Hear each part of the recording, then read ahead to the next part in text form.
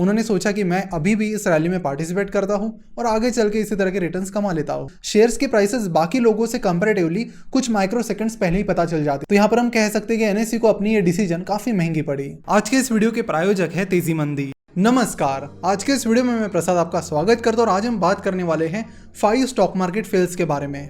इसके पहले पार्ट में हमने बहुत ही इंटरेस्टिंग फेल्स के बारे में बात की थी। आज उसी सीरीज को कंटिन्यू करते हुए सेकंड पार्ट में भी हम इंटरेस्टिंग स्टॉक मार्केट फेल्स के बारे में बात करने वाले हैं। तो शुरुआत करेंगे सर आइजैक न्यूटन की स्टोरी के बारे में।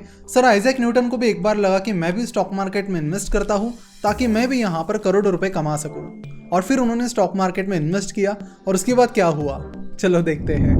जरूर चैनल को सब्सक्राइब कीजिए, साथ ही इस बेल आइकन पर भी क्लिक कीजिए ताकि आपको हमारी सारी वीडियोस के नोटिफिकेशन मिलते रहे। और हमारे चैनल कन्वे को सब्सक्राइब करके जरूर कन्वे वॉरियर्स बनिए और हमारा फाइनेंशियल कंटेंट कंज्यूम करने के साथ ही इसे दूसरों के साथ भी जरूर शेयर कीजिए। साल 1710 और 1720 के बीच यूके में स्टॉक मार्केट में काफ़ी ज़्यादा बूम चल रहा था। ऐसे में बहुत सारे लोगों को लग रहा था कि हम भी इस बूम में पार्टिसिपेट करके करोड़ों रुपए कमा सकते हैं, क्योंकि शेयर की प्राइसेस ही उस तरह से बढ़ रही थी। उसमें से एक कंपनी थी साउथ सी कंपनी। इस कंपनी की शेयर प्राइस भी बहुत तेज़ी से बढ़ रही थी। इसमें सर आइजैक न्यूटन ने भी इन्वेस्ट किया था और उनका इंटरेस्ट यहाँ पर ग्रेविटी के अपोजिट जाने वाली कंपनी की शेयर प्राइस में था। उन्होंने काफ़ी सारा पैसा साउथ सी कंपनी में इन्वेस्ट किया और उसमें 7,000 पाउंड का प्रॉफिट भी कमाया। उसके बाद उन्होंने देखा कि कंपनी की शेयर प्राइस लगातार फिर भी ऊपर ही जा रही है। उन्होंने देखा कि एक दिन तो कंपनी की शेयर प्राइस सीधा 300% से बढ़ गई और ऐसे में उनसे इमोशंस कंट्रोल नहीं हुए। उन्होंने सोचा कि मैं अभी भी इस रैली में पार्टिसिपेट करता हूं और आगे चल के इसी तरह के रिटर्न्स कमा लेता हूं। ऐसे में उन्होंने कंपनी के फंडामेंटल्स, कंपनी के फाइनेंशियल स्टेटमेंट्स, कंपनी के मैनेजमेंट, कंपनी के प्रोडक्ट, इन चीज़ों पर बिल्कुल भी ध्यान नहीं दिया और सिंपली कंपनी के प्राइस में ही अपना इंटरेस्ट रखा। तो यहाँ पर बबल की वजह से कंपनी की शेयर प्राइस तो बढ़ रही थी, लेकिन कंपनी के बिजनेसेस में कुछ भी बढ़ोतरी नहीं हो रही थी। कुछ टाइम बाद जैसे फिर बबल बस्ट हो गया, कंपनी की शेयर प्राइस गिरने लगी और गिर कर नहीं के बराबर आ गई। तो ऐसे में सर आइजैक न्यूटन को यहाँ पर 20,000 पाउंड्स का नुकसान हुआ, जो कि उस टाइम एक बहुत बड़ी अमाउंट थी। और उसके बाद सर आइजैक न्यूटन ने कहा कि I can calculate the motion of heavenly bodies but not the madness of people. इसलिए मिस्टर वॉरेन बफेट कहते हैं कि स्टॉक मार्केट में सिर्फ ज़्यादा आईक्यू होने से या ज़्यादा इंटेलिजेंट होने से काम नहीं चलता है, आपके पास बिजनेस और इन्वेस्टमेंट का अच्छा खासा नॉलेज होना जरूरी है। अब बात करते हैं चौथी केस के बारे में, जिसका नाम है एनएससी कोलोकेशन केस। ये केस भी बड़ी इंटरेस्टिंग है। इंडिया का सबसे बड़ा स्टॉक एक्सचेंज है एनएससी, और एनएससी पर यह आरोप लगा कि एनएससी ने कुछ ब्रोकर्स को और कुछ हाई फ्रीक्वेंसी ट्रेडर्स को डेटा फीड में, यानी जो शेयर की प्राइसेस होती है उनके डेटा में प्रिफरेंशियल एक्सेस दिया। यानी कुछ पर्टिकुलर ब्रोकर्स और हाई फ्रीक्वेंसी ट्रेडर्स को शेयर्स की प्राइसेस बाकी लोगों से कंपैरेटिवली कुछ माइक्रो सेकंड्स पहले ही पता चल जाती थी। और ये स्टोरी पब्लिश की थी सुचेता दलाल ने, जिन्होंने हर्षद मेहता और केतन पारेख स्कैम एक्सपोज किया था। उन्होंने अपने पोर्टल मनी लाइव पर यह आर्टिकल पब्लिश किया था। उसके बाद एनएससी ने 100 करोड़ रुपीस की डिफेमेशन केस उन पर फाइल की, लेकिन कोर्ट में एनएससी ऐसा कुछ प्रूव नहीं कर पाई और इसके चलते कोर्ट ने एनएससी को मनी लाइफ के फाउंडर्स सुचेता दलाल और देबाशिष बासु को 3 लाख रुपए पे करने के लिए कहा और 47 लाख रुपीस चैरिटी के लिए देने के लिए कहा, जो कि टाटा मेमोरियल हॉस्पिटल्स और बाकी हॉस्पिटल्स को दिए गए। तो यहाँ पर एनएससी को अपनी डिफेमेशन केस भी वापस लेने पड़ी और ऊपर से फाइन भी पे करना पड़ा। तो यहाँ पर हम कह सकते हैं कि एनएससी को अपनी ये डिसीजन काफी महंगी पड़ी। अब बात करते हैं तीसरे केस के बारे में, जो कि बहुत ही इंटरेस्टिंग है। जैसे कि सभी जानते कि धीरूभाई अंबानी का बिजनेस वर्ल्ड में बहुत नाम था, क्योंकि रिलायंस इंडस्ट्रीज ने उस तरह के रिटर्न्स भी इन्वेस्टर्स को कमा कर दिए थे। और फिर साल 2007 के करीब रिलायंस पावर का आईपीओ आया। एक्चुअली उससे कुछ साल पहले ही धीरूभाई अंबानी की डेथ हुई थी और उसके बाद मुकेश अंबानी और अनिल अंबानी के बीच कंपनीज का बंटवारा हुआ था और ऐसे में रिलायंस पावर अनिल अंबानी के खाते में आई थी। और उसके बाद उन्होंने कंपनी के आईपीओ के बारे में सोचा। कंपनी के आईपीओ की न्यूज आते ही लोग काफी एक्साइटेड हो गए। उन्हें लगा कि रिलायंस इंडस्ट्रीज ने जिस तरह के रिटर्न्स दिए हैं, शायद हमें उसी तरह के रिटर्न्स रिलायंस पावर में भी मिल सकते हैं। लोग काफी एक्साइटेड थे। जबकि ये कंपनी अनिल अंबानी चला रहे थे, फिर भी लोग यही समझ रहे थे कि धीरूभाई अंबानी की कंपनी है और उन्हें उस टाइम अनिल अंबानी की बिजनेस स्किल्स और एक्सपर्टीज के बारे में ज्यादा आइडिया भी नहीं थी। इस दौरान लोगों ने लाखों में अपने डीमैट अकाउंट्स खोले और उस आईपीओ में अप्लाई किया। कंपनी का आईपीओ 70 टाइम्स से ज्यादा सब्सक्राइब भी हुआ। उस आईपीओ में रिटेल इन्वेस्टर्स के लिए कंपनी की शेयर प्राइस 430 रुपीज थी। बहुत ज़्यादा सब्सक्रिप्शन के बाद लोग ये भी एक्सपेक्ट कर रहे थे कि आईपीओ बहुत अच्छे रिटर्न पहले दिन से ही देगा, लेकिन उस टाइम फाइनेंशियल क्राइसिस भी आने लगा, जिसकी वजह से आईपीओ ने अच्छे खासे रिटर्न नहीं दिए।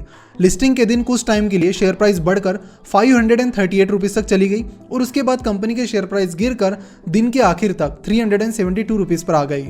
ऐसे में जिन लोगों ने लिस्टिंग गेन के लिए यहाँ पर इन्वेस्ट किया था, वो लोग प्रॉफिट नहीं कमा पाए। लेकिन इसके बाद भी कंपनी की जो बिजनेस परफॉर्मेंस है वो लगातार खराब होने लगी। इतनी खराब होने लगी कि आज तक, यानी लॉन्ग टर्म के लिए जिन लोगों ने इस कंपनी में इन्वेस्ट किया वो लगभग बर्बाद ही हो गए। आज रिलायंस पावर की शेयर प्राइस सिर्फ 4 रुपये है, यानी लोगों के इन्वेस्टमेंट 99% से कम हो गई। इसके पीछे मेन रीजन ये भी है कि कंपनी की बिजनेस परफॉर्मेंस कभी सुधरी ही नहीं, और बहुत सारे लोगों ने ये सोचा कि धीरूभाई अंबानी ने बहुत अच्छे तरीके से बिजनेस को चलाया है तो शायद अनिल अंबानी भी ऐसा ही चलाएंगे। लेकिन जैसे फादर है वैसा ही बेटा रहेगा, ये कंपलसरी नहीं है। बॉलीवुड में भी हमने कई बार ये चीज देखी, समझ रहे हो आप, समझ रहे हो। और बिजनेस में भी यही चीज हमें कई बार देखने मिलती है। तो इन चीज़ों को आप ध्यान दें, पर्टिकुलर मैनेजमेंट के एक्सपर्टीज पर आपको फोकस करना चाहिए और ना कि उनके फादर और बाकी लोगों के एक्सपर्टीज पर। और ऐसा नहीं है कि अनिल धीरूभाई अंबानी ग्रुप की एक ही कंपनी की ऐसी हालत हो गई है, उनकी ग्रुप की ज्यादातर कंपनी की इसी तरह की हालत हुई है। एक पर्सन ने तो एक बार लिखा था कि रिलायंस कम्युनिकेशंस की शेयर प्राइस जब 700 रुपए थी तब से मैं कंपनी के शेयर्स को शॉर्ट कर रहा हूँ। और उन्होंने फिर आगे लिखा कि कंपनी की शेयर प्राइस फिलहाल 17 रुपए है और मुझे पता है कि आगे चल के कंपनी की शेयर प्राइस 0 रुपए भी हो जाएगी, लेकिन इसके बाद मेरी इन्वेस्टमेंट अपॉर्चुनिटी खत्म हो जाएगी, तो कोई ऐसा ही शेयर मुझे सजेस्ट करें। तो इतने कॉन्फिडेंस के साथ कई सारे लोगों ने कंपनी के शेयर शॉर्ट भी किए हैं। तो इस आईपीओ से लर्निंग यही आई है कि आखिर में बिजनेस बढ़ेगा तो ही शेयर प्राइस बढ़ेगी, अदरवाइज नहीं। अब बात करते हैं सेकंड केस के बारे में। ये तो बहुत ही ज़्यादा इंटरेस्टिंग है। सीएनबीसी आवाज़ के एक एंकर थे जिनका नाम था हेमंत घई, और बहुत सुबह सुबह उनके कई सारे शोज आते थे जहाँ पर वो लोगों को बताते थे कि कौन से 10 स्टॉक या कौन से 20 स्टॉक उनको खरीदने चाहिए। 2020 वगैरह वगैरह नाम के शोज रहते थे और लोग भी ब्लाइंडली उन्हें फॉलो करते थे। उन्होंने बोला कि ये शेयर खरीद लो, तुरंत लोग शेयर खरीदने जाते थे। बाद में रिसेंटली ये पता चला है कि जिन शेयर्स को वो कल बताने वाले हैं उन्हें वो पहले दिन ही खरीद के रखते थे, और उस शो के बाद जब लोग ब्लाइंडली उन्हें फॉलो करके वो शेयर खरीद लेते थे तब शेयर की प्राइस बढ़ जाती थी और तब वो अपने शेयर्स बेच देते थे और वहाँ पर अच्छा खासा प्रॉफिट भी कमाते थे। तो ऐसा वो कई सालों से कर रहे थे और ऐसा करके उन्होंने लगभग 3 करोड़ से ज़्यादा अमाउंट भी कमा ली थी। तो यहाँ पर उन्होंने तो प्रॉफिट कमा ली बट लोग कभी प्रॉफिट नहीं कमा पाए। तो ऐसे किसी भी टिप्स पर आपको भरोसा नहीं करना है, ऐसे कोई भी आपको फंसा सकता है। तो इन चीज़ों पर ज़रूर ध्यान दें और किसी भी ब्लाइंड टिप को फॉलो ना करें। अब बात करते हैं पहले यानी सबसे बड़े स्टॉक मार्केट फेल के बारे में, और ये एक बहुत इंटरेस्टिंग है और ये चीज़ जुड़ी है बेयर कार्टेल से। स्कैम 1992 अगर आपने देखा होगा तो आपने मनु मानेक का नाम सुना ही होगा। मनु मानेक उस टाइम किसी भी कंपनी को शॉर्ट कर देते थे, यानी उस कंपनी की शेयर प्राइस को मैनिपुलेट करके भी कई बार गिरा देते थे और उससे प्रॉफिट कमाते थे। जब भी आप शॉर्ट सेलिंग करते हो तो शेयर की प्राइस जितनी ज़्यादा गिरती है उतना आपको प्रॉफिट मिलता है। तो ऐसे ही एक दिन वो रिलायंस के शेयर शॉर्ट कर रहे थे, लेकिन उन्हें ये नहीं पता था कि इस कंपनी को कौन चला रहा है, क्योंकि धीरूभाई अंबानी उस टाइम एक बड़ी पर्सनैलिटी नहीं थे। जब मनु मानेक रिलायंस के शेयर शॉर्ट करने लगे तो इस चीज़ की जानकारी धीरूभाई अंबानी को मिली। उन्होंने तुरंत अपने कुछ एसोसिएट्स को भेजा और बोला कि कंपनी के शेयर जितने भी अवेलेबल है उतने सारे खरीद लो, ताकि ये जो शॉर्ट करने वाले हैं ये लोग बाद में कंपनी के शेयर्स खरीद ना पाए। एक्चुअली उस टाइम फ्यूचर्स ऑप्शन मार्केट नहीं था, कैश मार्केट में ही लोगों को शेयर शॉर्ट करने होते थे। तो पहले लोग शेयर्स को बेचते थे और बाद में उसे खरीदते थे। तो जब मनु मानेक और बेयर कार्टेल रिलायंस के शेयर बेचने लगे तो ऐसा कहा जाता है कि रिलायंस के ही कुछ लोगों ने उन शेयर्स को खरीदना शुरू किया और लगभग सारे शेयर्स खरीद लिए। लेकिन जब अपनी पोजीशन क्लोज करने के लिए जब बेयर कार्टेल शेयर खरीदने लगा तो शेयर बेचने के लिए कोई तैयार ही नहीं था, और ऐसे में वो अपनी पोजीशन क्लोज नहीं कर पाए। तो ऐसे टाइम बीएसई में काफ़ी बड़ा क्राइसिस हो गया और ऐसे में इनफैक्ट बीएसई कई दिनों तक बंद रखना पड़ा, और ऐसे में बेयर कार्टेल को काफ़ी हेवी लॉसेस भी झेलने पड़े। तो इसके पीछे मेन रीज़न ये भी है कि धीरूभाई अंबानी को अपने इन्वेस्टर्स बहुत प्यारे थे, बिकॉज उन्हीं की वजह से उन्होंने अपना बिजनेस बिल्ड किया था।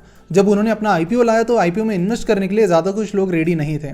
उन्होंने गाँव शहर शहर जाकर लोगों को कन्विंस किया कि आइए मेरी कंपनी में इन्वेस्ट कीजिए, मैं आपको ज़रूर अच्छे रिटर्न्स कमा कर दूंगा अपनी बिजनेस ग्रोथ के चलते। उन्होंने अपनी बिजनेस की ग्रोथ भी दिखाई और इन्वेस्टर्स ने बहुत अच्छे रिटर्न्स भी कमाए। तो इन तीनों केसेस से हमें यह लर्निंग मिलती है कि आपको इन्वेस्टिंग करते वक्त हर्ड मेंटेलिटी को फॉलो नहीं करना चाहिए, कंपनी के फंडामेंटल्स और एनालिटिक्स को देखना चाहिए, साथ ही इन्वेस्ट करने से पहले बिजनेस की भी डिटेल जानकारी लेनी चाहिए।